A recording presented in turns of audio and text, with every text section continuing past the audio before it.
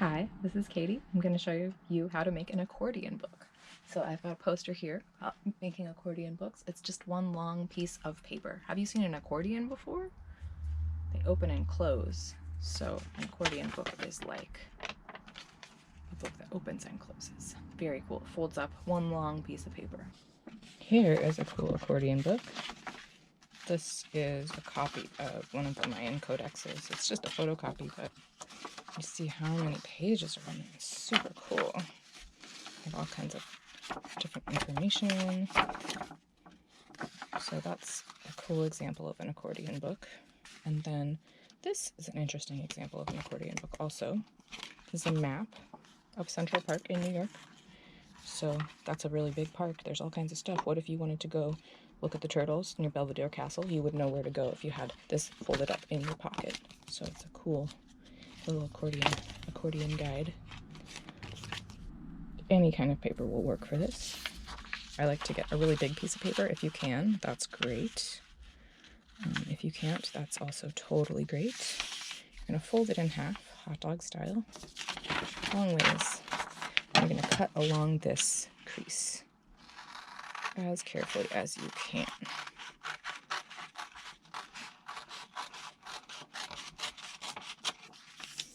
And then you have two long pieces of paper. I'm just going to use one of them, and I'm going to fold this in half, long ways.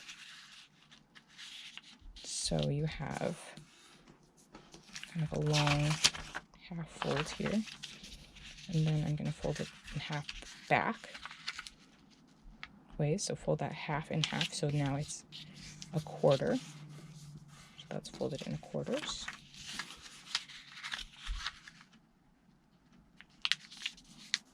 And now you have a short book with 4 pages. You're going to choose a cover for this book. So I would say maybe like anything at all, really, magazine, paper, newspaper, whatever thing you have on hand. I like to use cardboard. So here I have a cracker box. The back of the cracker box. Oh wow, that's like exactly the right size somehow. That's never happened to me before. I'm going to trace around. I would say you may have a cereal box or granola bar box or something that you could use. So you're going to trace around the book block. The book block is the part of the book that's all the pages on the paper. So you're going to trace around that. And because you have a front and a back cover, you're going to make 2 of those. Any kind of thing will work. When I'm teaching this in a classroom, usually use construction paper, like those big pieces of construction paper. Oops, I forgot that line. The big piece of construction paper, folded in half and cut, or just measured and cut, and then standard size of construction paper. You can cut that in quarters and you get a good size. So you're just going to cut these out. Okay, so 2 things. I realized I should be using a pencil instead of a pen so I could erase it if I needed to, or if I had an eraser on my pencil, but I might find an eraser around the house somewhere. Anyway, so I cut around the shape of the book block on my cardboard, and then I am going to glue the covers on. I don't really want the crackers to be the focus of my book, so I'm going to glue it on, putting the glue on this side of the cardboard. I am going to say too that your book, once it's folded up, is all ready to get the covers on it. It's like just perfect. It's really easy to get confused though if you open up the book and glue the covers on. This happens a lot when I'm teaching classes. Somebody in almost every class will open up their book and think maybe they should glue the covers on here and here or something, and it just gets really confusing. So they may have to make another one in that case. So you're just going to plop those. Here, I'll do the other side so it's easier. I'm going to plop the cover onto the book block. And then I'm going to do the other side.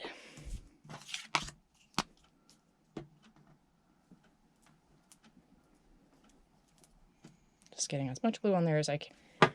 So you're going to put this on the other side of the book.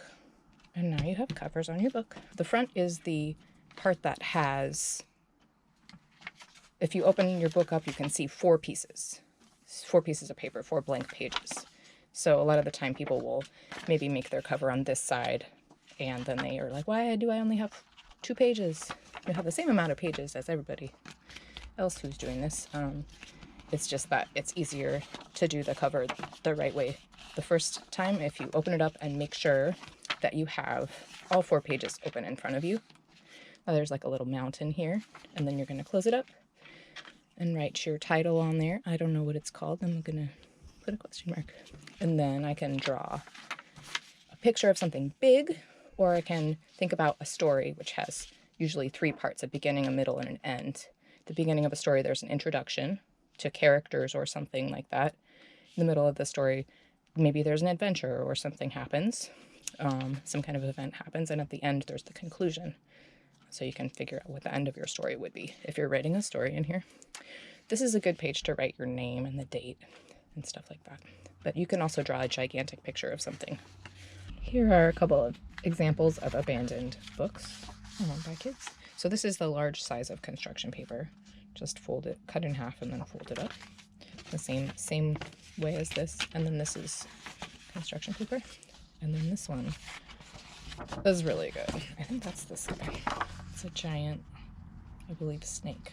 So really these can be about whatever you like. I like to do them, make them about maps. I think that's really fun, but it can be really anything at all. And if it is like this, and you don't want to be able to see the cracker box or whatever else, you can take your book, your extra paper, and you don't even need to really measure it. You can just draw a line where that edge is, and then cut that out, and then glue that in here so you can cover up that part if you just are using printer paper. No problem. Really weird. Just like use whatever you have around. That's better. I like that more. Yeah, so accordion books.